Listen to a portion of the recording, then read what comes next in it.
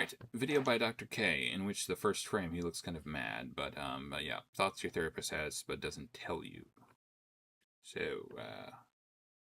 nice to get a peek behind the curtain. For the record, I don't go to a therapist. Not saying people shouldn't, I'm saying I don't.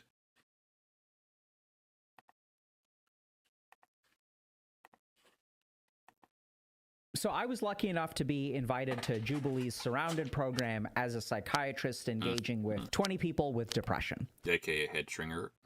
Where did that come from? Head shrinker. Feels like it's kind of diminutive, derogatory.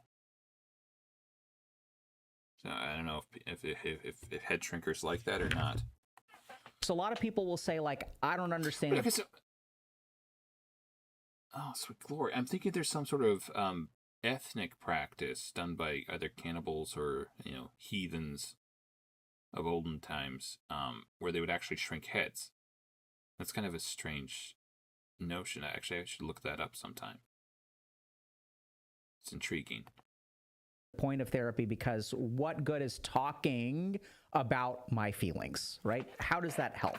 And I actually agree. I think just going to a place once a week and blabbing about how your life sucks is not super helpful. There are some cases of something called supportive psychotherapy, which it can be helpful. But I think what we can do today by kind of doing a play-by-play analysis of the Jubilee video, specifically the conversation with a gentleman. Yeah. It does feel like the notion of like just talking about. I assume what psychologists are trying to do is help people kind of sort out their feelings and discern with what's going on in their head. That is kind of, it feels like it's one of the sins of youth, that it's not that people are so much wrong about stuff when they're young, it's just that they can't divide and subdivide between their feelings. There's a lot of parallel emotions or sensations that they kind of confuse with one another. Like, you could take the example of, like, sexual attraction versus love. I think it's very easy to confuse those two things. I assume there would be other things involved as well. Like, there are other types of, I think, parallel emotions that would come up. It's kind of interesting, intriguing thing. And the name Lamar, is we can see what the goal of therapy is, and we can see a little bit of it in action. Okay, so not that I'm Lamar's psychiatrist, but we can sort of see like what we try to do as therapists, and I want to show y'all how therapy is literally so much more than talking about your feelings. Oh, so let's. Now I was thinking of the notion of pain and skepticism. I have to wonder if those things are kind of correlated as like a type of parallel emotion. Because it does feel like the one thing you know when you're in pain is that something is wrong. Somewhere something is wrong. So it feels like it would have a profound, perhaps, effect on one's psychology, right? And you could very easily confuse it for a level of like intellectual uncertainty rather than seeing it for what it is. It was just literally just something. I don't know. It feels like those two things would be kind of easy to mistake for one another. Not for sure, though, especially certain types of pain. Maybe not so much physical as like, I don't know. Get started. For me, I can't speak as to everybody's journey or where they've been in life. But as far as for me, I feel like... That comedian dude. He looks like that comedian dude with a beat. No. Sorry. This is like the conclusion. That's hurting me that I can't remember his name. Dave Chappelle. He kind of has the same kind of brow. A bit of background on me. I'm a Marine. It's kind of interesting to study like the different like ethnic. For whatever reason, I'm thinking of it just with regards to African in particular, but it is kind of interesting to study like different ethnic features or whatever. So I've been in major conflicts. I've trained people for conflicts and everything. First thing is like, this is the conclusion. These are his opening words. There is already a sentiment of this is over and nothing can change. And I want y'all to pay attention to that theme in his words. Okay. All right. I didn't catch what he was saying, so sorry. For me, I can't speak as to everybody's journey or where they've been in life. But as far as for me, I feel like this is like the conclusion. A little bit of background on me. I'm a Marine.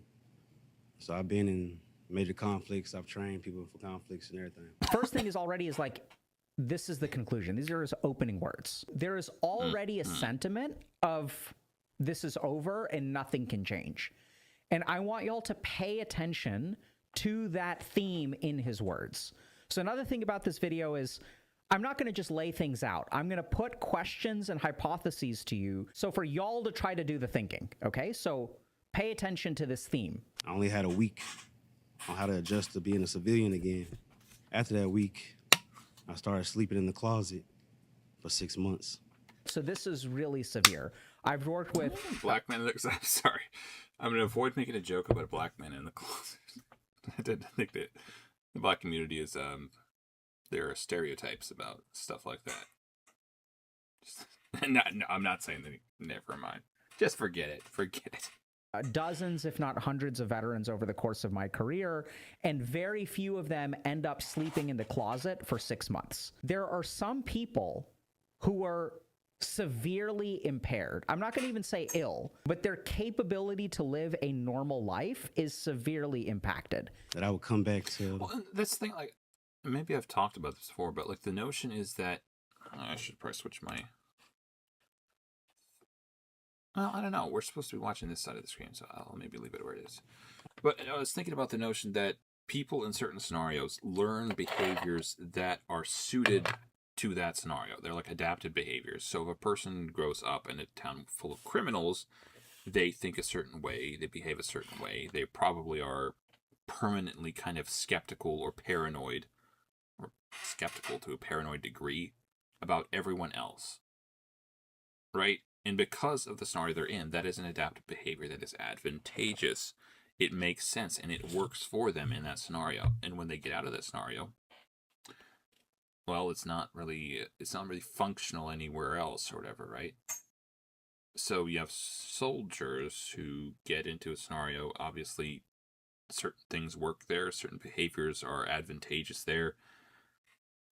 Yeah, it's kind of hard to tell them, no, you're wrong, but it's probably better to say, okay, the things that worked in the military, they're not going to work here. Or the things that were advantageous to behave in such and such fashion or to express certain characteristics, not advantageous in civilian life. But I think some level, like, it's not, I don't know if it's something you can talk someone out of so much as they just have to learn that that's not a thing. I don't know, it's more experiential perhaps. I think you can do a lot of things for persuasion, but I think a lot of it comes down to, like, there's no substitute for experience sometimes. Opportunities, jobs. I came back to a park bench, so I felt like I was kind of like left behind. You know Well, what I mean? you were. I was left behind. So this is another really common experience for veterans. Like, I want y'all to imagine this for a moment. You're 22 years old, or maybe you're 18. You enlist in the Army. You're on a tour of duty for 8 years. So you come back at the age of 26. So you leave the regular world. You go live a completely different life for 8 years, and then you come back. The people that you knew have moved on. People have gone to college. They've started careers. They've gotten married. Well, and now, beyond that, like something like being in the Army can probably, especially if you were actually active duty combat member, I imagine that could fiddle with just a lot of the relationships. Like you're completely different. I say completely different, but you're basically a different person. Like that can tend to mess with stuff.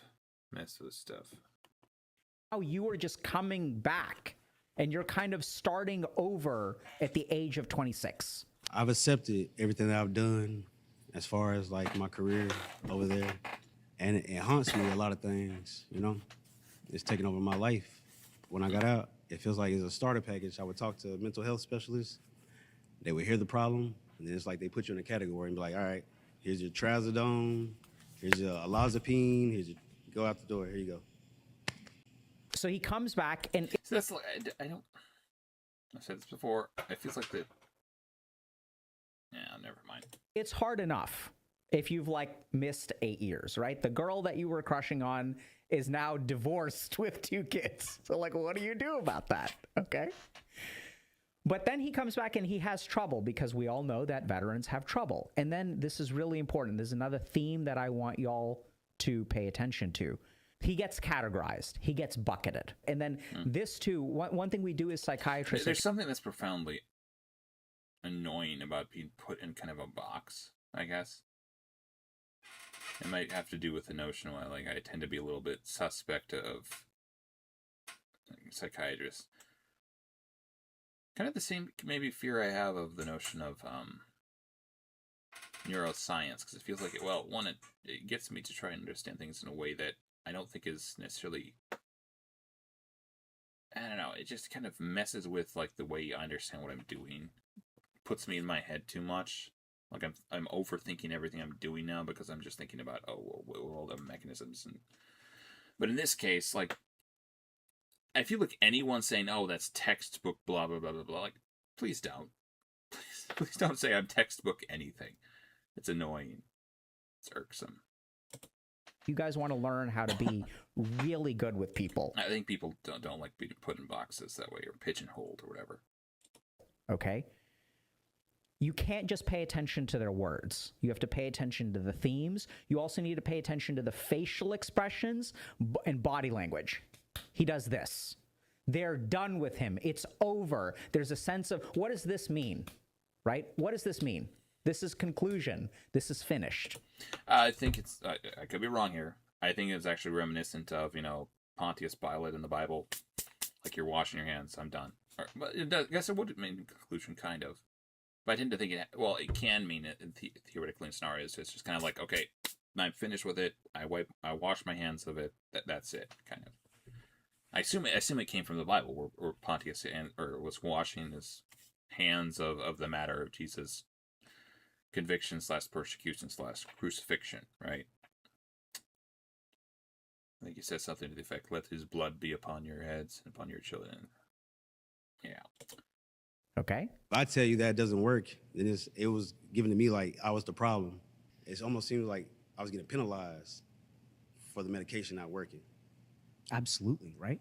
So I'm getting the sense that you sort of got judged, that you were supposed to be a certain way. You were supposed to respond. You were supposed to get better. And you didn't get better. How dare you not get better? No. And then they label you, they bucket you, they put you on this track, it almost feels like. Yes. Yeah, so what's that like for you? Well, that's why I say it feels like a conclusion, because after that doesn't work, my only question is, what's next? None of the treatments are working. And when you are struggling with a problem and none of the treatments are working, what do you imagine is the feeling that you get, right? Each failure does what to him? It's not just that the illness doesn't improve. There is a story being crafted here of failure number 1, failure number 2, failure number 3, failure number 4 that he feels blamed for. Clearly, And yeah, I feel like veterans probably just in general get a really bad, get a ringy deal a little bit. something is left over from your time in the Marines. And then when you came back, they said, okay, for people who aren't able to integrate, take trazodone, take loxapine, and then if you don't get better, then do this. I'm pretty sure this is a deliberate cut. I'm assuming she's either a veteran or knows a veteran, married to one. I don't know. Then do this, then do this, then do this. And you're a guy who tried it all. So this is a really important technique. So he's given me all of this information, and I am basically repeating it back to him. This is called reflective listening. I heard his story, right? And I'm not trying to convince him or Okay, I'm not saying this is bad. It's just on principle. I hate people doing conversation by numbers a little bit. I'm not even saying it. I'm not saying it's bad. I don't know if I like the notion of people in a conversation using techniques that are meant to make me feel a certain way. Call me crazy. I like it to be like more spontaneous than that. Like if they want to do that, if that's the type of person they are, great. But again, like the notion of a person doing like a paint by numbers type of, okay, I'm doing this to make you feel such and such, like, no, don't do that. Thing like that. I heard his story and I just put it back to him. And I want you guys to pay attention to his face and think for a moment about, what are you guys reading from these facial expressions? And if I were to tell you, Lamar, there is something that will help you. How would you receive that?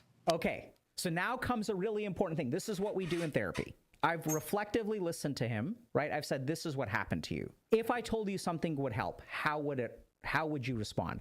I'm not even saying, hey, I think something can help. I do think something can help, but I'm not going to say that. What we want to do is understand where he is. And then he says, I would have to categorize you. Now we're getting somewhere. So this is really important to understand. He got bucketed. And what does he do in turn? He buckets us. You're just like all of the other psychiatrists who say, That's a very good point. something will help, something will help, something will help, something will help. So now we have a challenge. I started Healthy Gamer to help people, particularly my people, who are often left behind by the mental health system.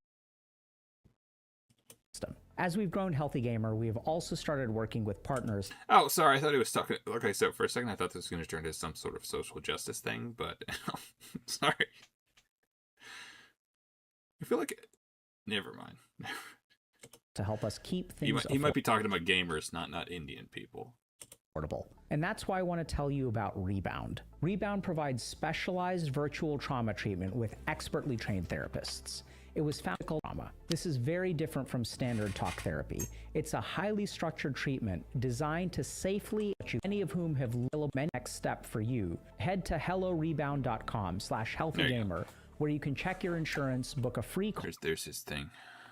Call with one of our care specialists and find out more. That's hellorebound.com/healthygamer, and the link is in the description below. So here is someone who has been bucketed, treated unfairly.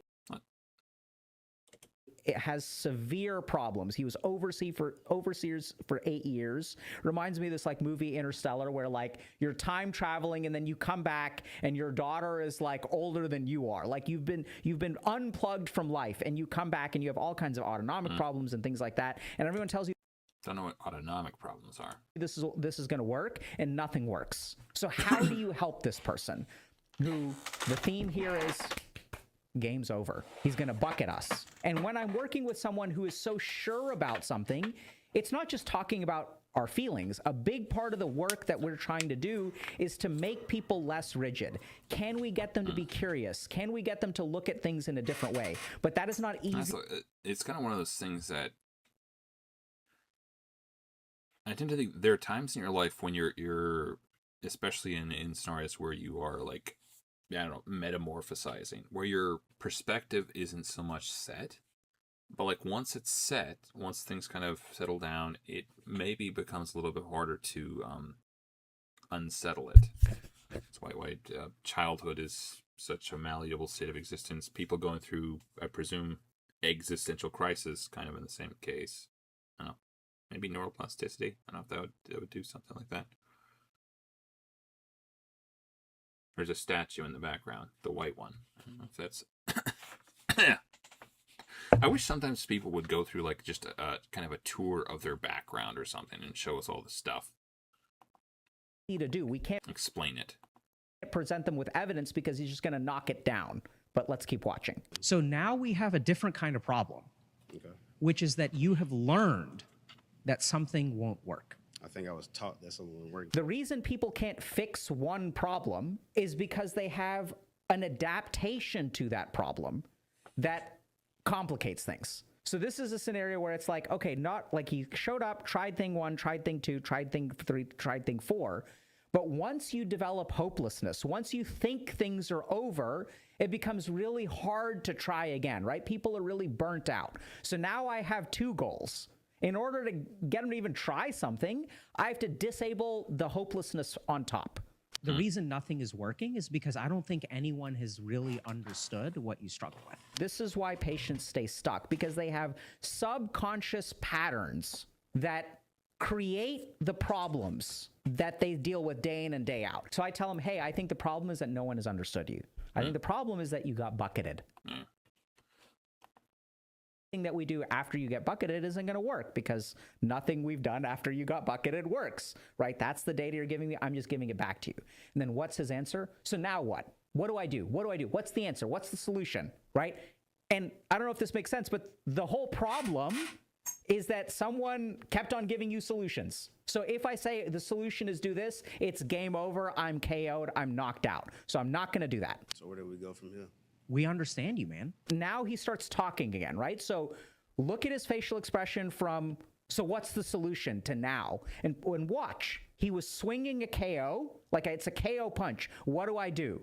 But I don't want to take it. I want to get him to keep talking. I don't want him to quit. I don't want him to give in to the hopelessness. My job description changed from heavy mechanics and helicopters to now I'm 03 infantry, heavy machine gunner.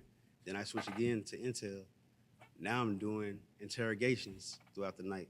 Now he's sharing. I say, what do? We understand you, right? And he kind of pushes back.